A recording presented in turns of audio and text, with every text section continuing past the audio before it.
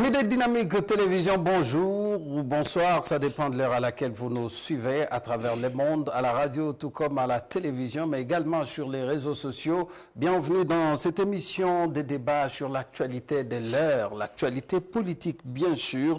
La marche du pays nous préoccupe chaque semaine dans cette émission et aujourd'hui nous avons 3 sujets autour desquels nous allons débattre avec différents invités. Le ministre de Finances de la République vient de ramener le plan des trésoreries à 8 milliards 235 000 dollars américains, contrairement aux prévisions budgétaires. S'agit-il d'un premier échec des ambitions affichées par le gouvernement à travers son budget? Et sinon, quel impact la conjoncture prise en compte par ce plan des trésoreries aura-t-elle sur les prévisions budgétaires? C'est notre premier thème et avec ces 2 sous-questions.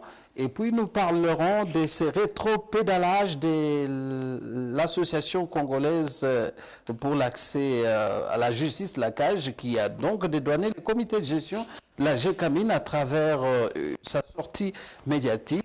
Au vu des documents lui présentés par les partis accusés, il n'y a pas eu de détournement, il n'y a pas eu de montage grossier sur un quelconque blanchiment d'argent. Comment interpréter ce volte-face de la CAGE? Et puis nous parlerons de la communication des membres du gouvernement qui ont tendance à se contredire et le président de la République les a rappelés à la discipline à travers les conseils des ministres qui a eu lieu jeudi dernier. Nous allons donc discuter de toutes ces 3 questions, tous ces 3 thèmes avec 3 invités. D'abord, Maître Gérondif Kyungu Kiamba, qui est cadre de l'UDPS. Il fait donc partie du CAS. Bienvenue. Bonjour, bonsoir, bon après-midi. Tout ça dans l'ensemble, messieurs les journalistes Weber. Et aujourd'hui, à vos côtés, nous avons des UDPS sur ces plateaux. Nous avons également M. Rigen Sangwa, qui est également cadre de l'UDPS. Bienvenue. Merci, bonjour, monsieur le journaliste. Voilà. Et en face de vous, nous avons monsieur le chef des travaux, Prince Amouri, qui est porte-parole du Parti travailliste, qui est donc du Front commun pour le Congo. Bienvenue. Merci, nous disons merci à tous les téléspectateurs qui nous suivent en ce moment. Nous disons merci à nos 2 co-débatteurs et nous disons merci à vous qui nous avez reçus. Voilà, alors nous entamons notre premier thème, c'est le ministre des Finances qui a donc revu les plans des trésoreries, qui existent et donc qui est un outil de gestion du budget, mais qui a ramené donc les prévisions budgétaires pour une certaine période à 8 milliards, après des 8 milliards de dollars, alors que les prévisions budgétaires prévoyaient 10 milliards de dollars et les ambitions étaient très bien affichées. Il fallait changer de choses, il fallait se démarquer avec les passés. Maître Gérondif, nous avons eu sur ce plateau un débat houleux sur les budgets et aujourd'hui vous vous rendez compte que dans la pratique l'outil de gestion qui est sorti, donc les plans de trésorerie, nous donne toute une autre réalité. Est-ce que vous êtes déçu? Est-ce que c'est l'échec des ambitions affichées par l'UDPS avec le slogan « Le peuple d'abord » ?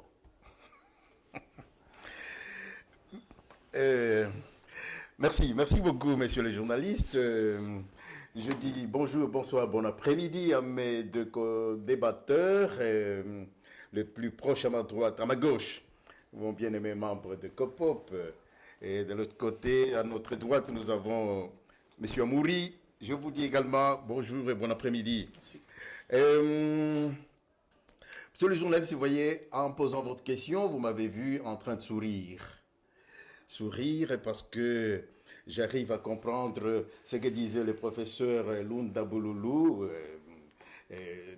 d'heureuse mémoire, lorsqu'il m'enseignait le cours de droit public international.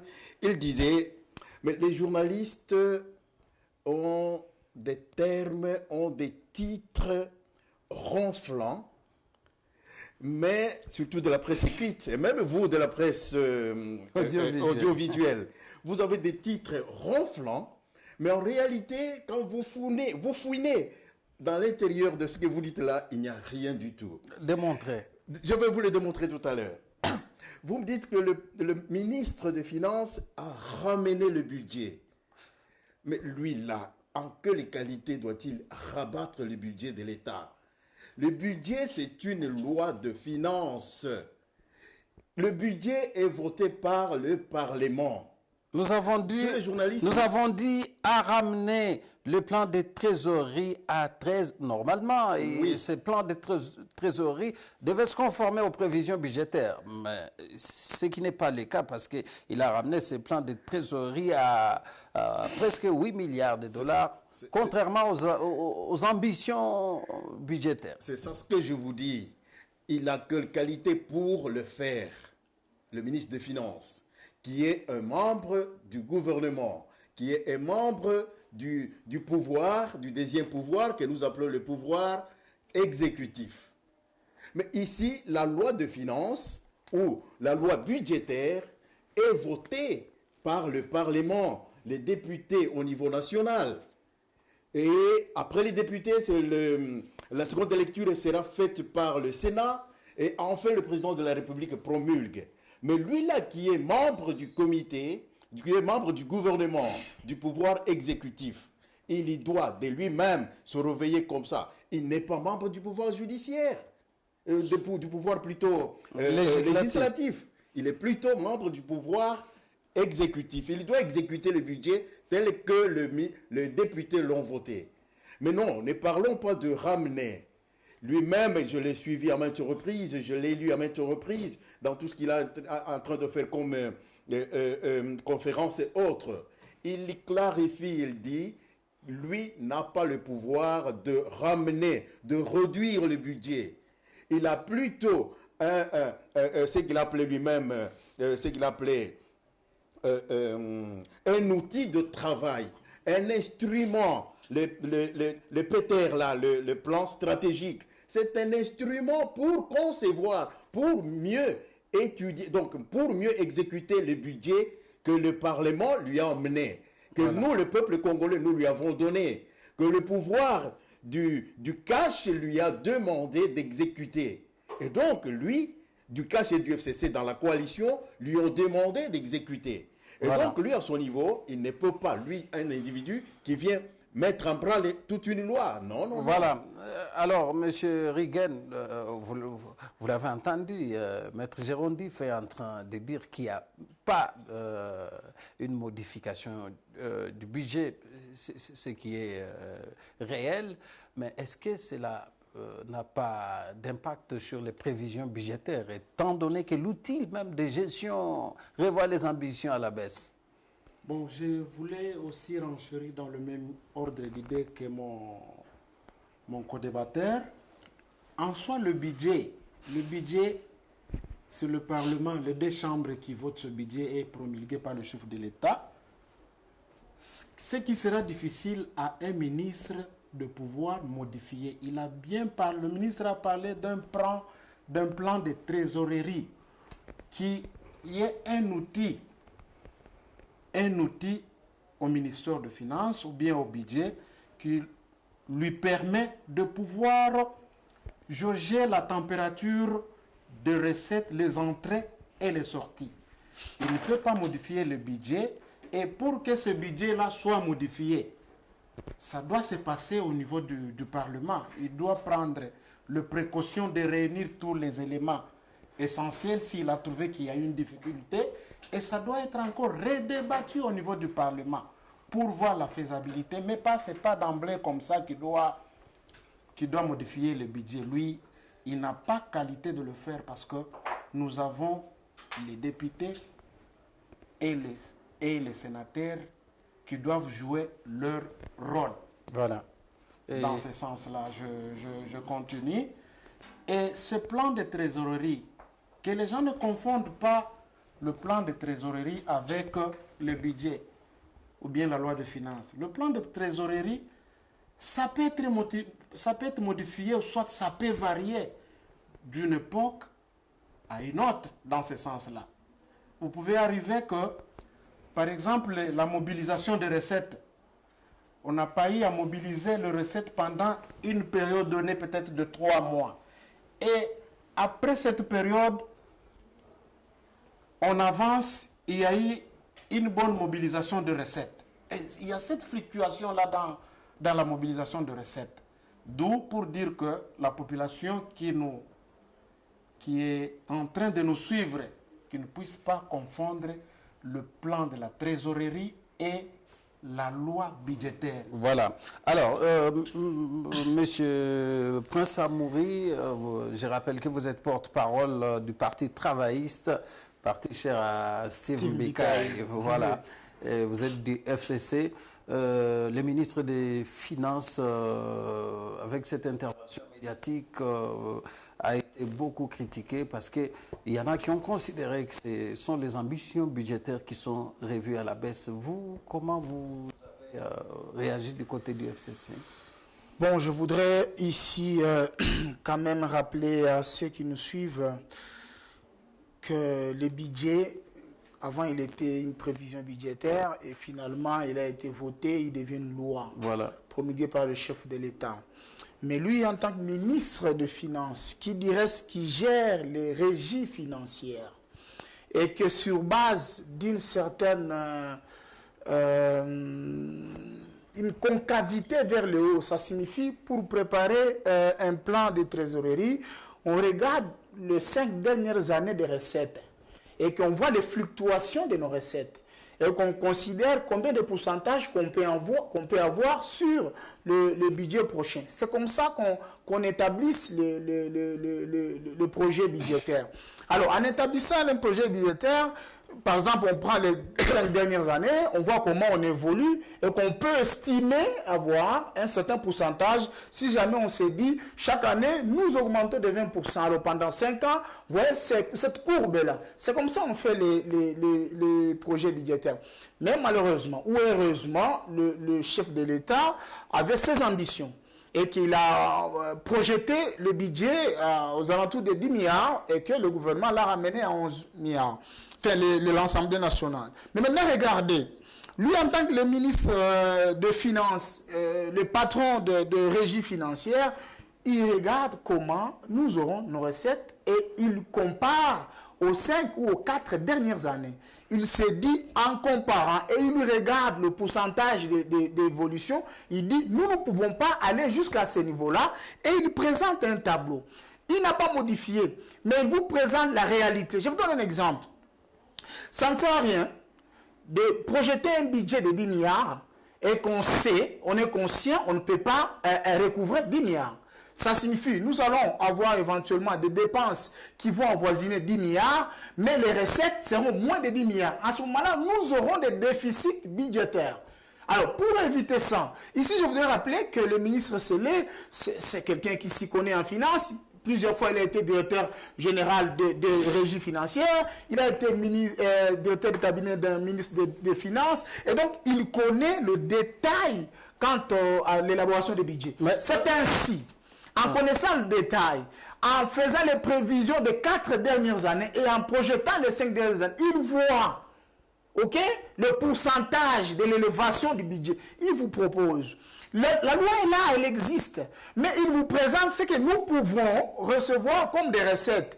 Et c'est sur base de ces recettes qu'il propose les dépenses. Vous voyez? En proposant les dépenses, il essaie d'équilibrer son budget. Sinon, nous pouvons avoir des recettes inférieures aux dépenses et nous aurons ce qu'on appelle en comptabilité les déficits budgétaires. Voilà. Parce que vous parlez de la réalité. Est-ce que vous avez l'impression que la réalité a rattrapé les ambitions affichées lors de l'adoption du budget? Alors, ici, je voudrais rappeler que le blanc, quand ils vous promettent, ils attendent leur quote-part. Les blancs nous ont promis de financer une partie de l'enseignement, Ok, parce qu'eux ont décidé d'affecter cette contribution vers l'enseignement. Et chose, jusqu'à aujourd'hui, nous n'avons pas encore eu la totalité, sinon tout ce qu'ils ont promis. Alors finalement, qu'est-ce qui se passe? Ça signifie, nous avons des ambitions, mais nous n'avons pas de moyens, et que nous avons multiplié les dépenses. Mais en regardant les recettes fluctuent entre les mêmes pourcentages selon le plan de trésorerie, par exemple, de l'année passée, l'année antérieure. Finalement, on se rend compte, on a doublé les dépenses, mais on n'a pas doublé les recettes. Vous voyez, dans d'autres pays, si je vais évoquer par exemple la Chine, pour multiplier les recettes, il fait contribuer toute la population, par exemple. Il s'est dit, cette année, toute la population contribuera à chacun $1. À ce moment-là, nous allons prendre les contributions de chaque population, on y affecte plus les recouvrements budgétaires, on va voir cette fluctuation, cette augmentation budgétaire. Mais si ce n'est pas le cas, ça signifie que le ministre des Finances a raison, il a présenté les choses clairement. Voilà. Est-ce que, Maître Jérôme Diff, y a-t-il pas un échec si les ambitions peuvent manquer en termes de mobilisation des recettes, parce qu'il y a quand même des taxes qui ne sont pas recouvrées, il y a la lutte contre la corruption, pour laquelle d'ailleurs le président de la République s'est engagé à changer les choses dans ce domaine. Mais est-ce que ce plan de trésorerie n'est pas un aveu de faiblesse? C'est comme si le gouvernement dit: je ne suis pas à mesure de mobiliser les recettes telles qu'elles ont été prévues par les budgets. Vous n'avez pas l'impression que c'est un aveu d'échec en matière de recouvrement des recettes ou de mobilisation? Messieurs les journalistes Weber, je vous rassure très calmement qu'il n'y a pas d'aveu d'échec dans les chefs du gouvernement et dans les ambitions du président de la République, Antoine Félix Tshisekedi Tshilombo. Comment je vais vous le démontrer, messieurs les journalistes? J'ai entendu de l'autre côté M. Amouri vous démontrer, lui, je ne sais pas s'il est du domaine de finance, et c'est un financier, il a démontré des choses très claires. Ici chez nous, le problème que nous avons dans notre République démocratique du Congo, c'est de ne compter que sur les recettes venant de régies financières, plutôt des régies financières, évidemment oui, et de ne compter que sur les recettes venant du cobalt, de cuivre et des matières premières. Mais non, c'est une grave erreur que nous sommes en train de commettre. Là, même ici, sur ce plateau, moi, si il m'était donné d'être ministre, ou plutôt conseiller du président de la République, j'allais simplement lui demander de faire fi au cobalt qui chute sur le marché mondial, au cuivre qui a chuté sur le marché mondial. Nous avons beaucoup d'argent qui entre dans l'informel, messieurs les journalistes. Mais vous me dites que le président a échoué, ses ambitions de combattre la corruption, de combattre la fraude. Mais non, il est en train de mettre le pied, il va toucher là où ça fera très très mal. Écoutez, je vais vous donner un exemple que j'ai vécu il n'y a pas longtemps dans un service de l'État. Je m'en vais simplement déposer une correspondance. À cette correspondance-là, pour l'accueillir, on me demande de payer $20. Imaginez. Quand je dis non, donnez-moi, parce qu'il s'agit, vous êtes un service de l'État, donnez-moi une quittance, parce que je connais que cet argent va entrer dans le trésor public. Donnez-moi la quittance, comme ça je saurai aller démontrer ça à mon client, celui qui m'a envoyé. Tout le monde a paniqué. Pas question. Non, on ne fait pas ça. Mais vous voyez, tout cet argent-là, prenons. Moi, je dépose aujourd'hui une correspondance. Vous venez, vous déposez $20. L'autre dépose, M. Amouri. Et mon bien-aimé, nous déposons. Pas à la fin de la journée. Ce service-là va faire entrer combien d'argent? Et ça va où? Vous voyez? Donc, pour moi, alors qu'il fait ici le conseil que je donnerai au président de la République, c'est de ne voir que les différents services, on croit qu'il n'y a pas d'argent. Voir là-bas que tout ce qui entre, même si c'est $1, 1 franc, que ça soit canalisé dans les trésors publics. C'est de cette manière-là qu'il va devoir combattre tous ceux qui sont en train de voler l'argent de l'État, ils s'en font leur propriété. Comment se fait-il, monsieur le journaliste, aujourd'hui dans ce pays, nous avons des agents de l'État qui vous touchent, c'est pas moins $50, $40. Mais vous le trouvez, il construit une maison à étage. Ça vient d'où?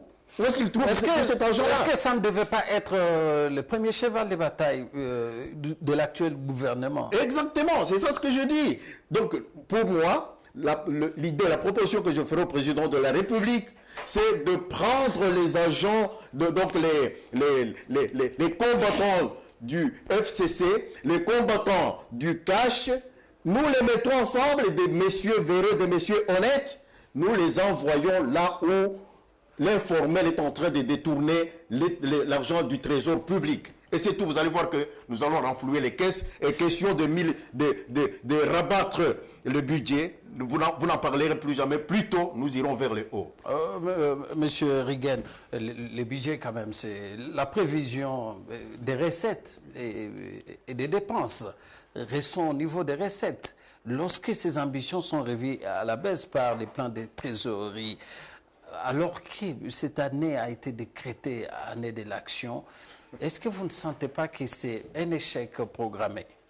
Ce n'est pas un échec comme mon confrère l'a dit, mon co-débatteur. Parce que le budget sera à hauteur de 5 milliards, point 7. Ce n'est pas... Presque la moitié comme l'avait voté. Parce que les plans de trésorerie, c'est la réalité du budget. Il y a l'instrument qui a été écrit sur papier, qui est une loi, mais il faut l'appliquer. Et l'outil qui doit refléter cette application, c'est le plan de trésorerie. Et lorsqu'il affiche les ambitions à la baisse, pensez-vous que cette année sera telle année des actions comme le président de la République l'avait déclaré? Ce n'est pas un échec dans le sens où je crois que je vais revenir là où j'ai parlé que non, le plan de la trésorerie, c'est quelque chose qui varie selon la conjoncture. La conjoncture. Vous voulez dire qu'à une autre période, ça peut aller au-delà. Oui, donc c'est une variante. C'est une variante, c'est normal, ça varie. Et ce que je pourrais aussi ajouter dans ce point, nous avons beaucoup d'argent qui se volatilise comme ça. Je vais vous donner un exemple. Vous en parliez quand vous étiez au niveau, de l'opposition, vous en parliez. Est-ce qu'aujourd'hui, le langage ne peut pas changer, aller plus dans l'action, qui continue à dénoncer? Bon, je voulais dire ceci. Le président a lancé que 2020, c'est une année des actions. Je crois que vous l'aviez remarqué. Il y a eu des remaniements de magistrats, de hauts magistrats. Et le travail est en train de se faire pour lutter contre ce fléau-là de la corruption. Voilà. Ne croyez pas que le président de la République ne travaille pas. Le président de la République, il a des signaux forts que nous devons aussi soutenir dans ce sens-là. Je vais donner un exemple de la PCR. Il y a beaucoup d'argent dans le service de la PCR qui s'échappe pour que ça entre dans le trésor public. Et la DGA ne touche pas grand-chose là. On arrête un malfrat ou bien quelqu'un qui s'est mal conduit sur la voie publique, on l'arrête. Au lieu qu'on canalise cet argent-là, il y a des pénalités que la personne doit payer. Mais vous allez voir les agents de la PCR, on leur donne l'argent. On leur donne l'argent, ça peut être 100 000, et ces 100 000-là, ça part dans les poches des individus. Au lieu que cet argent puisse être canalisé dans le trésor public, cet argent est distribué et partagé par différentes autorités de la PCR. Ce qui est anormal. Et c'est ça même le champ de bataille que nous devons combattre. Parce que le président de la République a parlé de l'état de droit. Si vous parlez de l'état de droit, il faut voir la justice. Parce que vous ne pouvez pas parler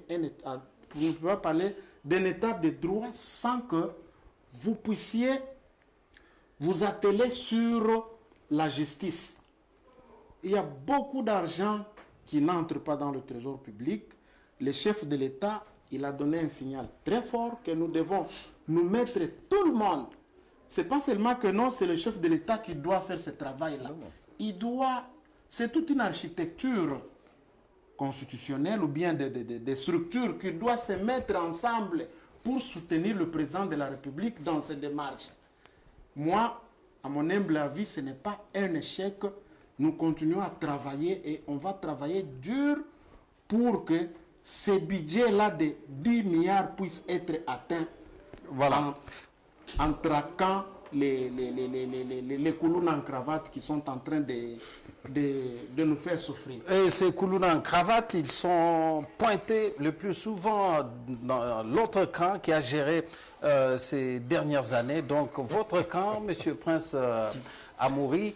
Et pour cela, parce que les ministres des Finances et de votre camp, il y en a qui ont décrié le fait que les ministres des Finances puissent publier les plans des trésoreries qui est un outil technique du gouvernement. C'est pour la première fois que ça s'est fait. Dans quelle intention avez-vous besoin de montrer à la population que ce que vous a dit le chef de l'État n'est pas vrai, ou c'est par souci de transparence? Alors ici, je voudrais rappeler, c'est par son obédience qu'il éviterait qu'il soit traité de quelqu'un qui a trahi.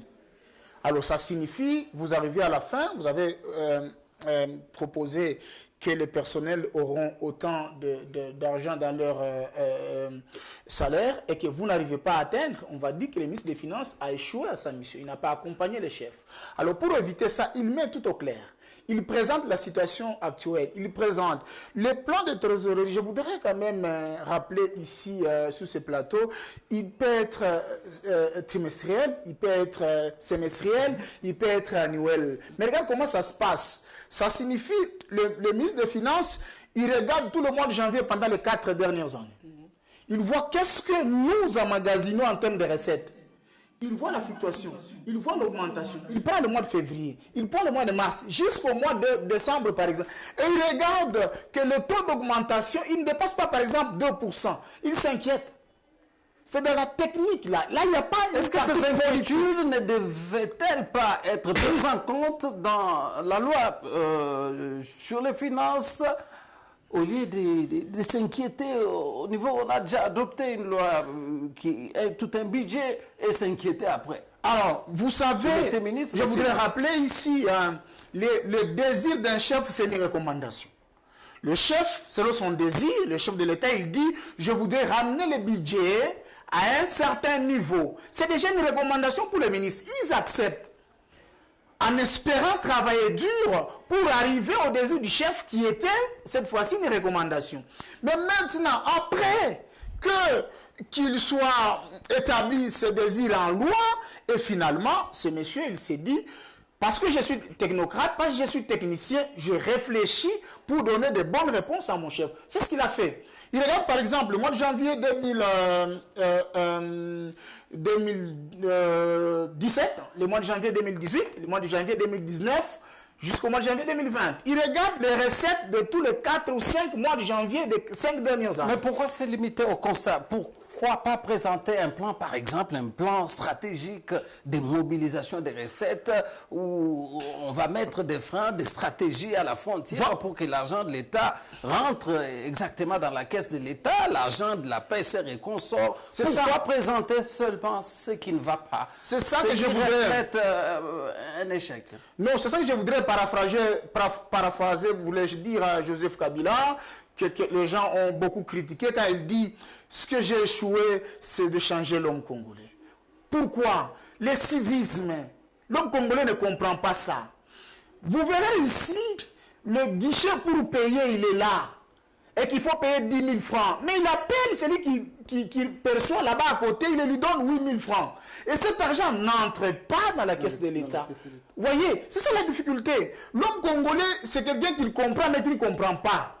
Il a besoin de route, mais il ne paye pas de taxes. Il a besoin de la salubrité, mais lui-même jette des choses sur la ville. Vous voyez, c'est ça l'homme congolais. C'est ce qu'il faut faire. Imaginons que tous les Congolais disent, tous nous allons payer les taxes à la banque.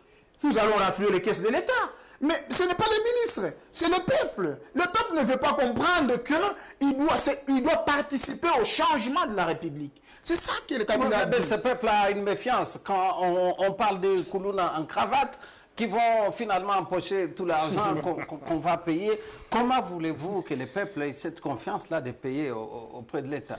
Alors, les peuples, bien sûr, pouvaient avoir des méfiances, mais maintenant, ça serait difficile parce qu'il y a quand même des traçabilités. Il y a des choses qui évoluent. Je pense que nous ne pouvons pas éventuellement douter de nos dirigeants. Nous bloquons l'avancement de notre pays. Nous pouvons quand même donner confiance à ces dirigeants. Nous pouvons dire, voyons voir cette année, par rapport aux ambitions des chefs, améliorons des choses. Si l'année prochaine, les choses n'évoluent pas, à ce moment-là, nous allons nous rétracter. Mais ici, le problème, c'est le peuple. Le peuple ne comprend pas qu'il faut améliorer.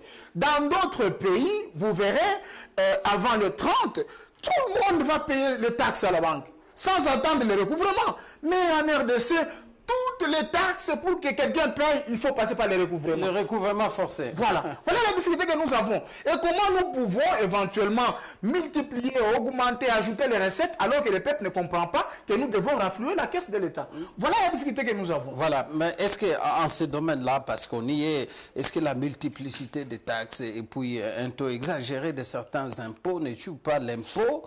Par exemple, vous avez l'impôt sur les revenus locatifs qui touche 20%. Lorsque quelqu'un paye $100, il doit débourser $20 pour payer à l'État. Et ce qui amène un certain découragement des bailleurs qui soit menacent les locataires d'hausser les loyers et puis finalement l'État ne touche rien. Est-ce qu'on ne doit pas réfléchir sur un réalisme fiscal pour que les chefs de l'État puissent réussir? Est-ce que ce n'est pas le temps d'appliquer des stratégies au lieu d'afficher toujours des ambitions? Le peuple d'abord, ce sont des ambitions. Maintenant, sur le plan pratique, pourquoi on ne sent pas des actions dans le sens d'améliorer, maître Jérôme? Oui. J'aimais ce que venait de dire M. Amouri du Parti travailliste, quand il parle du Congolais qui manque du civisme fiscal. Voilà. Le Congolais manque le civisme fiscal. Et tout ceci part de mauvais dirigeants que nous avons eus dans le temps. Voyez Mobutu quand il est arrivé. Il y avait le CM, l'impôt, donc CPM, quelque chose comme ça là, l'impôt sur la contribution minimum personnelle. Mais pourquoi cette contribution personnelle minimum est tuée seulement au Congo? Vous voyez?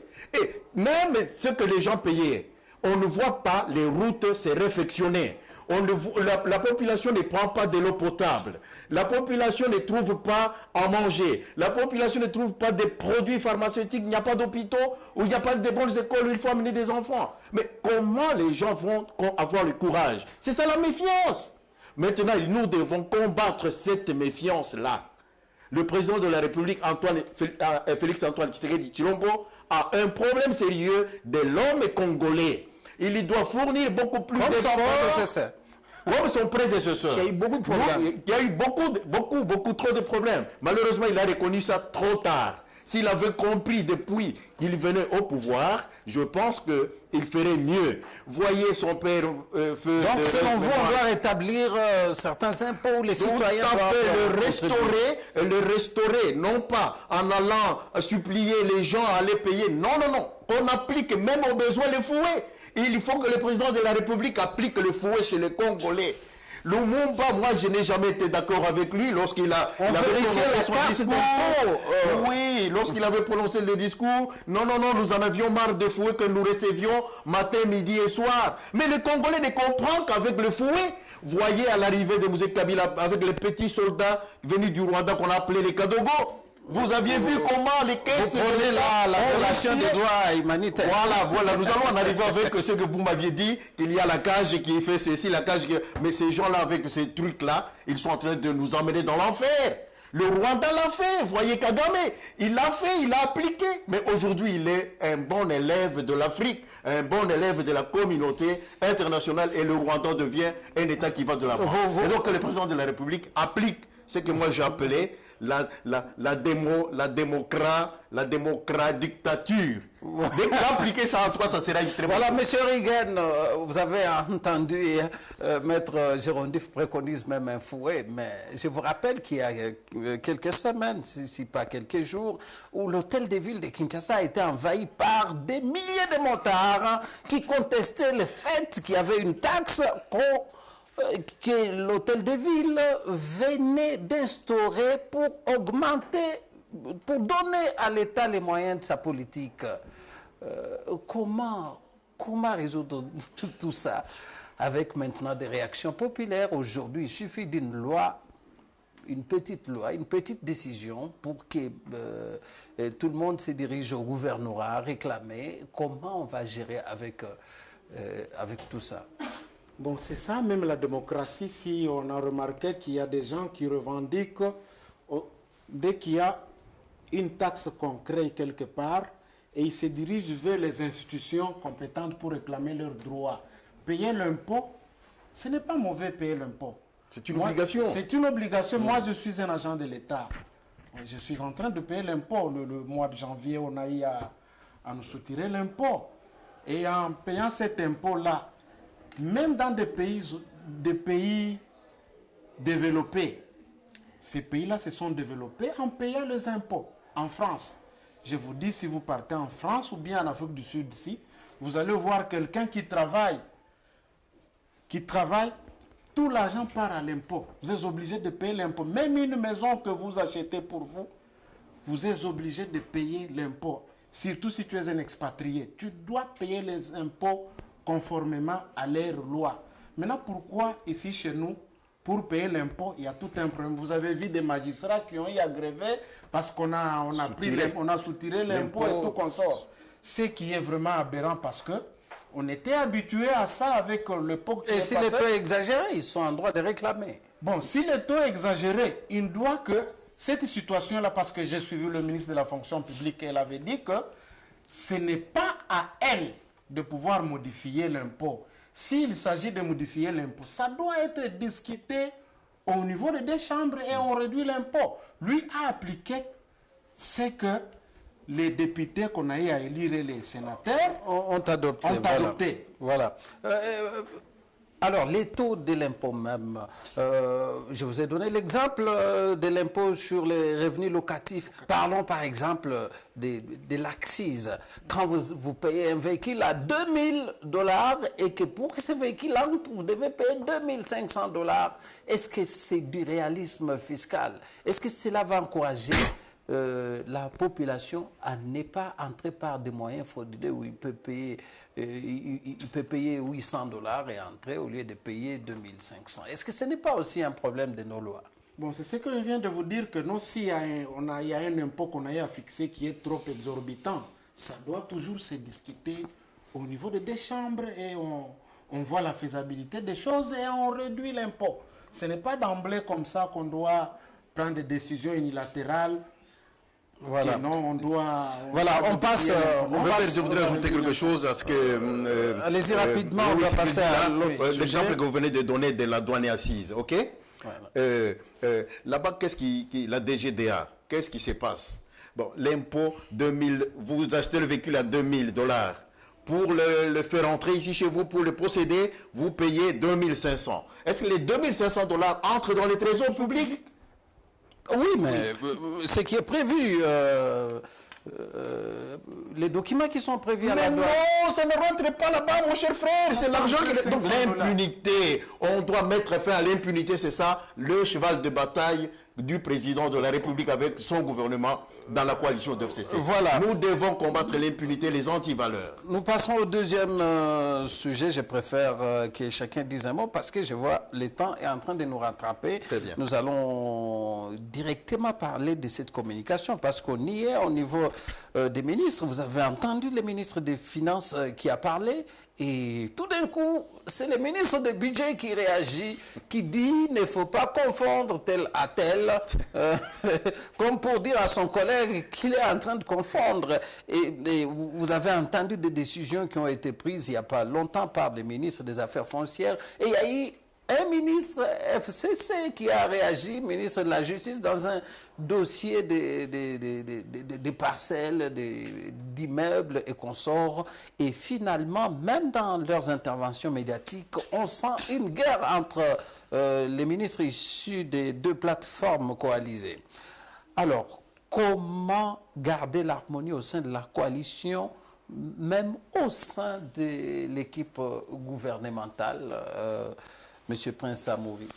Je voudrais quand même ici dire un mot sur cette question-là. Finalement, c'est comme qui dirait, il y a un mariage, vous avez l'homme et la femme. L'homme vient de son comportement, la femme vient de son comportement. Quand ils se retrouvent ensemble, il faut qu'il y ait le juste milieu. Vous voyez, c'est ça la difficulté que nous avons. Finalement, les gens doivent savoir qu'au gouvernement, on n'a pas de tendance. Au gouvernement, nous avons un guide qui est devant et qui vous présente le projet, il vous présente la manière de suivre et tout le monde suit pour lui permettre d'arriver à la fin. Finalement, c'est cette petite crise-là entre le ministre de deux camps, alors qu'ils doivent comprendre, si l'un dit de quelque chose, l'autre dit le contraire, il se fragilise. Vous voyez? Oui. Alors pour éviter de se fragiliser, par contre, moi je souhaiterais, je proposerais toute question qui semble être une question difficile, que ça passe par le Conseil des ministres. En ce moment-là, le ministre qui est en charge de cette question propose cette question au Conseil des ministres et que les amis ajoutent ou modifient ou amendent cette question au Conseil des ministres. Et finalement, le ministre du tutelle, quand il parle, tout le monde soit derrière lui. C'est la difficulté. Alors, au lieu que tous les ministres accompagnent leurs collègues quant à la matière qui gèrent, maintenant il y a d'autres ministres qui disent le contraire, alors que le contraire ne doit que se dire dans le Conseil des ministres. Voilà. Les contradictions publiques, c'est devenu monnaie courante au sein du gouvernement issu de la coalition. Comment résoudre cette question? Justement, moi je trouve que ce que nous pouvons cette fois-ci éviter, c'est ça les contradictions publiques qu'on est en train de vivre au sein du gouvernement des coalitions. Mais sinon, ce que nous devons comprendre, ce que les Congolais doivent comprendre, c'est qu'eux-mêmes qui gèrent l'exécutif doivent comprendre à tous les niveaux, doivent comprendre, c'est qu'au Congo, nous sommes en train de vivre une expérience des deux ennemis d'hier qui sont aujourd'hui mariés, qui vivent ensemble, qui veulent le développement ensemble du Congo, qui ne veulent pas voir la chasse à la sorcière d'un côté, de l'autre côté, ceux qui sont sains. Non, non, non, non, non. Avec Antoine Félix Tshisekedi Tshilombo, le président de la République, lui, c'est un rassembleur. Tout Congolais, venez, soyons ensemble. Cette passation civilisée du pouvoir que nous avons eue, c'est une expérience et on a démontré à travers le monde entier que le Congolais, lorsqu'il parle le même langage, il peut faire quelque chose. Vous voyez, nous sommes admirés un peu partout et les pays voisins, les pays africains commencent à donner l'exemple du Congo. Non, non, au Congo, ça va. Au Congo, ça va. C'est ça ce que nous devons encourager, plutôt que d'être avec des coteries gouvernementales. Là, ça ne va pas. Ceux-là sont des Kabila, les autres sont des Tshisekedi. Nous allons nous tuer les Congos et faire souffrir davantage. Voilà, M. Rigen, pourtant, au sein de ce gouvernement, on a un ministre porte-parole du gouvernement. Est-ce que doit-il rester un ministre qui ne doit que lire le compte rendu des conseils des ministres, ou doit-il répondre hebdomadairement ou bien périodiquement, si vous le voulez, à certaines questions? N'est-ce pas, les ministres doivent transmettre leur prise de position au ministre porte-parole du gouvernement pour qu'il communique au nom du gouvernement au lieu d'une communication désordonnée dans les médias? Ok, dans ce sens-là, je voulais dire ceci. Nous avons une équipe gouvernementale. Nous quittons à les différentes tendances politiques. Et dès que nous nous retrouvons, dès qu'ils se retrouvent au niveau du gouvernement, ils forment un seul corps. Un seul corps. C'est ce que nous aussi, nous devons, s'ils sont tentés de nous suivre, comme vous l'aviez dit que ça doit se passer sur les réseaux sociaux et tout consort. Oui, ils nous suivent sur les réseaux sociaux. Ils doivent éviter d'avoir des tendances que non, l'autre il est du FCC, l'autre il est du cash, tout ça. On forme un seul corps. Et ce que vous dites que non, le ministre, le porte-parole du gouvernement, il est là que pour rédiger les comptes rendus. Non, moi je l'ai suivi chaque fois. Il réagit. On n'a pas vu de points de presse où il répond à certaines questions, telles que liées au budget, comme le faisait son prédécesseur. On ne le voit que pour lire les comptes rendus. Bon, il a sa façon de travailler qu'on ne peut pas juger. Il a sa façon de travailler, mais moi je l'ai déjà suivi. Un jour où il réagissait à propos des différentes contradictions remarquées au sein de l'équipe gouvernementale. Ils doivent rester un, parce que il y a la population qui est en train de nous guetter. Que non, on va voir avec leur coalition. Nous avons la Mouka qui est à côté, il est en train de nous surveiller de tout moment, une fois qu'il y a dérapage. Et ils en profitent parce que voilà. Nous devons fournir cet effort, ils doivent fournir cet effort d'être unis et parler au nom de la population. Un point très. Voilà. Alors, on passe à un autre sujet. Je rappelle, pour ceux qui nous suivent à la radio, que nous recevons dans cette émission Maître Jérôme Kyungu Kaamba, qui est cadre de l'UDPS, le chef de travaux Prince Amouri, qui est donc porte-parole du parti travailliste, un parti membre du FCC. Et puis nous avons M. Rigen Sangwa, qui est membre de la COPOP, une structure de l'UDPS, qui est vice-président de la COPOP, une structure, comme je le disais, de l'UDPS. Et nous passons à notre troisième sujet. C'est ces rétro-pédalages de l'ACAJ qui dédouanent le comité de gestion de la GECAMIN. Nous avons eu ces débats dans notre studio, sur ces plateaux. Nous avons parlé des accusations. Au vu des documents présentés, c'est l'ACAJ qui les dit elle-même. Au vu des documents qu'elle dispose en ce moment, qui lui ont été transmis, il n'y a pas eu de détournement ou il n'y a pas eu un montage grossier de blanchiment des capitaux. Pourtant, ça fait près de 3 mois presque, où les dirigeants de la GECAMIN, certains sont bloqués à Kinshasa dans cette affaire judiciaire qui a d'ailleurs été basée par les dénonciations de l'ACAJ. Comment interpréter ces volte-face? Quelles conséquences peuvent découler de cela? Alors, nous commençons avec M. Rigen. Cette fois-ci, nous allons retourner comme ça. Comment avez-vous accueilli ce volte-face de l'ACAJ? Bon, c'est vraiment déplorable de la part de l'ACAJ, parce que vous voyez, l'ACAJ, c'était une structure de droits de l'homme que moi, j'ai respecté beaucoup dans leur démarche. Même sur Twitter, je les encourageais. En faisant cette volte-face ou bien le rétropédalage, ça nous fait regretter parce que vous faites une dénonciation et par après, vous reculez dans quel sens? Lui, s'il savait, avant de pouvoir déposer cette plainte-là au niveau de la justice, il devrait réunir tous les éléments qui entrent en jeu. Parce que ça montre, parce qu'on est en train de critiquer la CAJ, que non, ils ont eu à toucher l'argent. Du côté de... Ils auraient touché l'argent, parce que je dois utiliser le conditionnel, du côté du comité de gestion de la GECAMIN. Les gens, sur Twitter, ils ont réagi dans ce sens-là.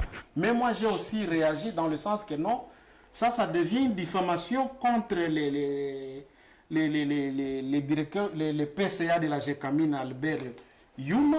Il peut même les traduire en justice parce que vous dénoncez au niveau de la justice. Le dossier se retrouve au niveau de la justice. Et c'est la justice qui doit faire quoi? Son travail. Mais vous venez, vous reculez. Vous reculez. Ce qui est vraiment anormal.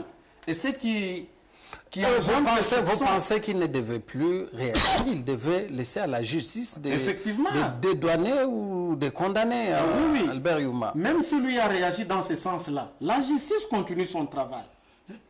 La justice continue son travail. La CAJ ne peut pas se substituer à une juridiction ou bien un appareil judiciaire. Non. Lui a dénoncé. Il s'arrête au niveau de la dénonciation et les enquêtes continuent. pour voir, pour dédouaner soit les comités de gestion, soit donner raison à Kapiamba qui a dénoncé. En faisant cela, moi j'ai trouvé que vraiment c'est une déception à la population qui est en train de suivre. Parce qu'ils sont là pour accompagner les activités du gouvernement. Ils ne peuvent plus donner des informations, bien donner une dénonciation brute sans mûrir la situation au niveau des enquêtes. Maître Gérondif, vous avez aussi cette impression, parce qu'il y a eu quand même beaucoup de réactions là-dessus. Ce que la CAGE déclare aujourd'hui, c'est ce que la délégation syndicale, l'intersyndicale, la GECAMINE avait parlé. Certains ont qualifié cela de fuite en avant, et aujourd'hui la CAGE rétropédale. Est-ce que vous avez l'impression que cette réaction est malvenue?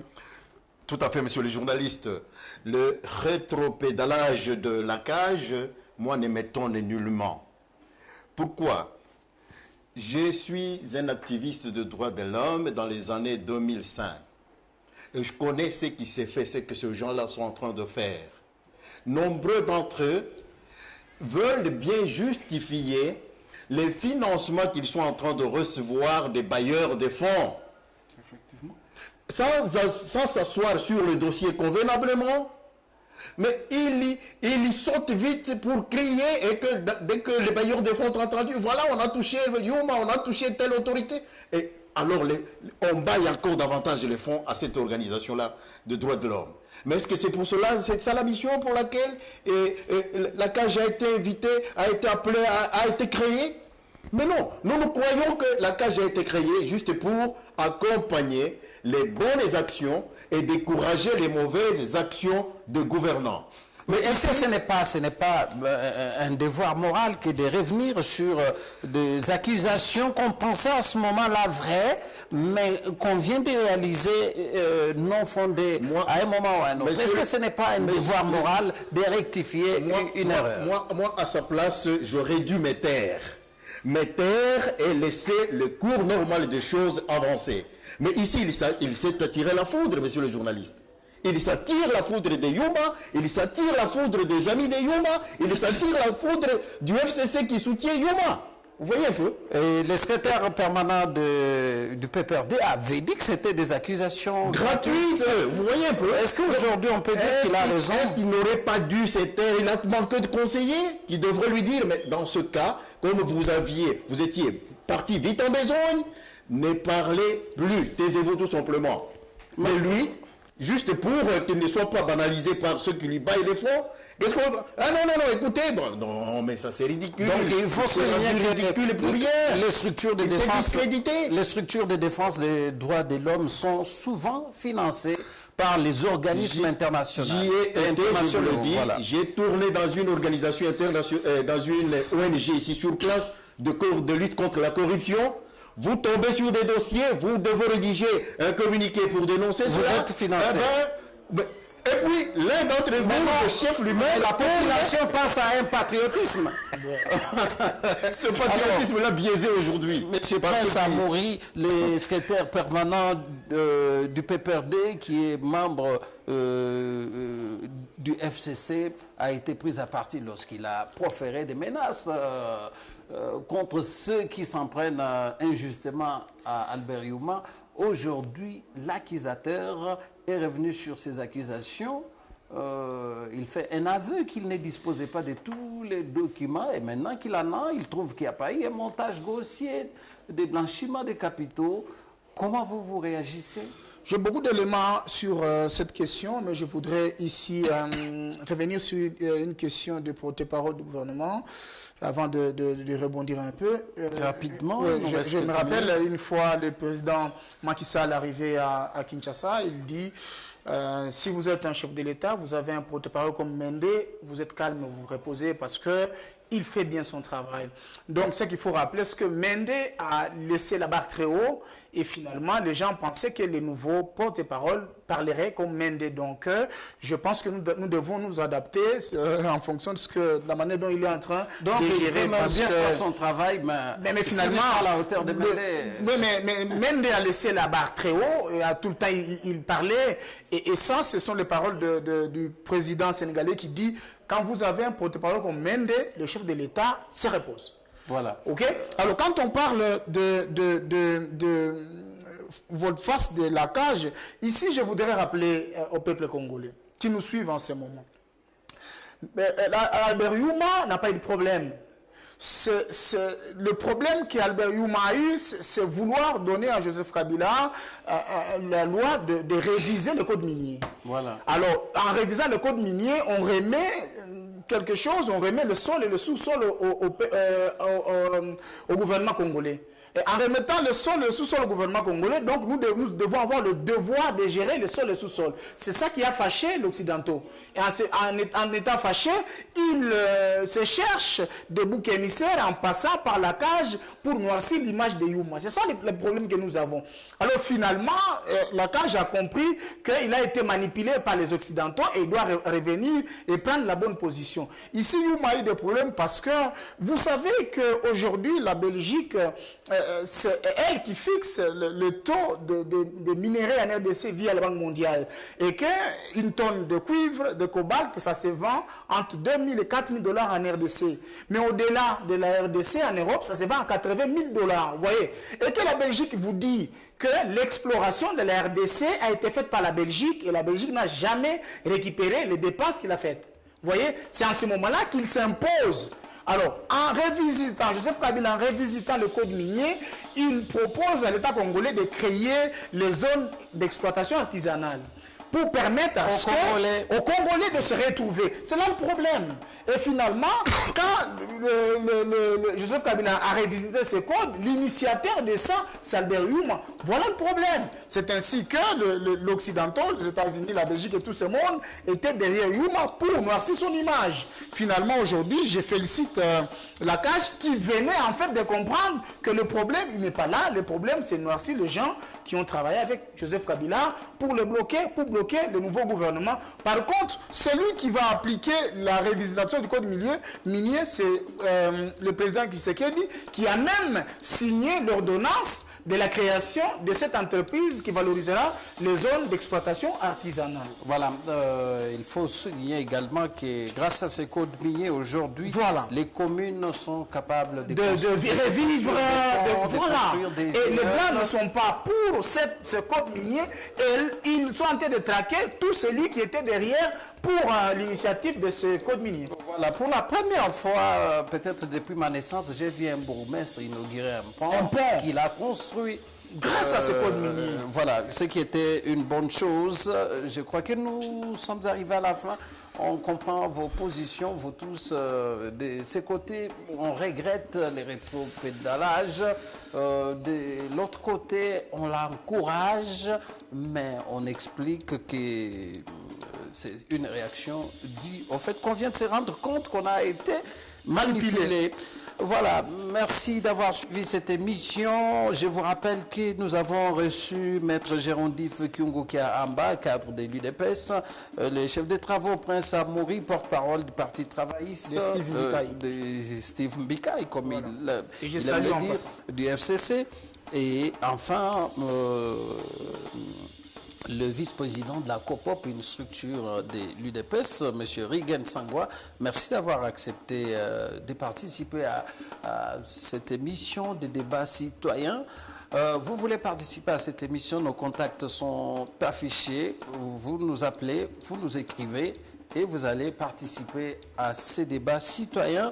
Merci à tous ceux qui nous suivent à travers le monde, par les réseaux sociaux, à la radio, à la télé. Nous nous retrouvons au rendez-vous habituel. Au revoir. Au revoir. Merci.